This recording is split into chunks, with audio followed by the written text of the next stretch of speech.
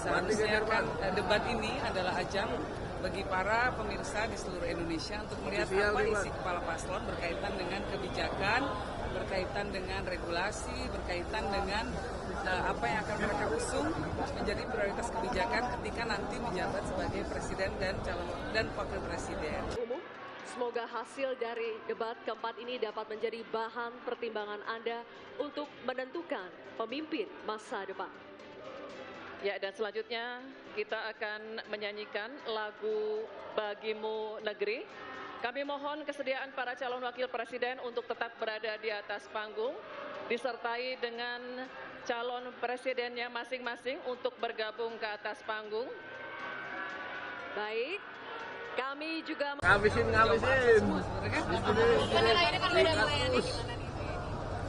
Menurut saya banyak substansi yang coba diungkap oleh ketiga paslon, ya.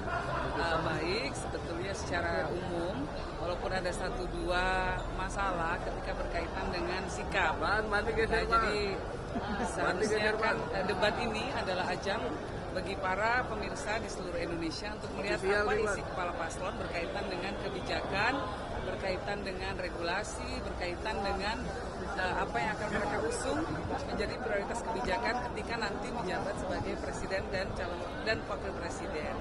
Nah, agak sedikit disayangkan sih bahwa kemudian suasananya menjadi sedikit rusak ketika ada persoalan cara menyampaikan debat yang tidak sesuai dengan norma kesopanan di Indonesia. Jadi ada penilaian seolah-olah ada paslon tertentu yang berupaya untuk meremehkan paslon lainnya. Menurut saya kita membutuhkan debat yang bermartabat, debat yang menggali substansi, bukan debat yang diisi dengan upaya-upaya untuk menjatuhkan orang lain lewat cara-cara yang tidak sopan. Dari TPS lihat Pak Mahfud sejauh ini dari awal sampai akhir. Pak Mahfud sendiri sebetulnya adalah orang yang fokusnya pada hukum, ya. Sehingga semua hal banyak dilihat oleh beliau dari sisi hukum. Dan ini justru yang sangat kita butuhkan pada saat ini, karena kebijakan boleh macam-macam, tetapi kalau hukumnya tidak ditegakkan, tidak bisa diimplementasikan. Nah, jadi fokus utamanya Pak Mahfud selalu adalah kembali kepada implementasinya dalam kaitan apakah aturan-aturan yang memang sudah banyak sekali diterbitkan di negara kita ini bisa diimplementasikan, ya, karena kita masih melihat bahwa banyak persoalan-persoalan besar secara teori seolah-olah sudah ada dasar hukumnya, tetapi ketika dalam prakteknya kita melihat bahwa masih banyak sekali terjadi permasalahan karena apa? Persoalan penegakan hukum, konflik agraria contohnya, lalu kemudian penguasaan lahan oleh kelompok-kelompok tertentu, aset negara kita yang begitu besar dikuasai oleh kelompok-kelompok tertentu. Nah, ini soal keadilan, soal penegakan hukum menjadi fokus utama dari seorang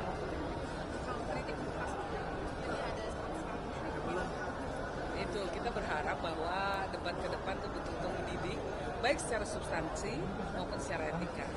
Kita menunjukkan bahwa usia berapapun itu tetap bisa menghargai orang lain, dan bahwa rakyat Indonesia juga membutuhkan toladan soal sikap, toladan dalam hal penyampaian ekspresi yang positif dan sehat, dan toladan dalam hal memperlakukan orang lain dengan rasa hormat.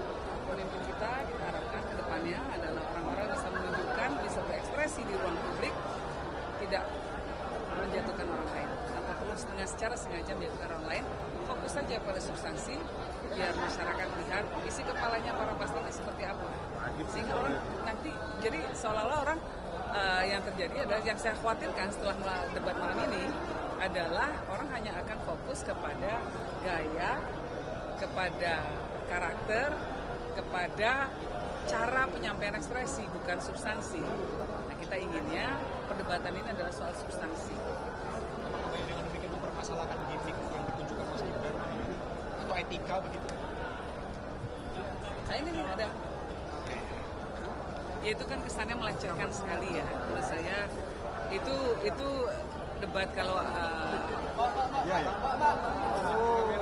Dan nggak perlu seperti itu karena Nggak apa-apa biar kenal. tokoh-tokoh yang ada adalah tokoh-tokoh yang sudah dianggap layak oleh publik untuk menjadi calon wakil presiden, dan sehingga adanya rasa saling hormat, ekspresi yang penuh hormat itu menjadi penting sekali untuk ada dalam debat malam ini. Nah, kalau kemudian sengaja untuk menjatuhkan itu ya memang memberikan pelajaran politik yang kurang baik, terutama untuk anak muda. Tentu kita tidak ingin masyarakat itu menilai anak muda tidak ngerti rasa hormat, anak muda tidak punya etika.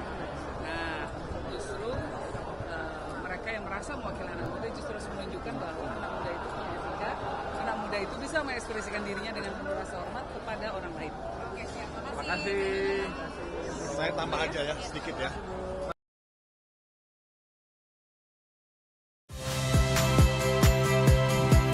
Saya Cynthia Rompas. Saksikan program-program Kompas TV melalui siaran digital, pay TV, dan media streaming lainnya. Kompas TV, independen, terpercaya.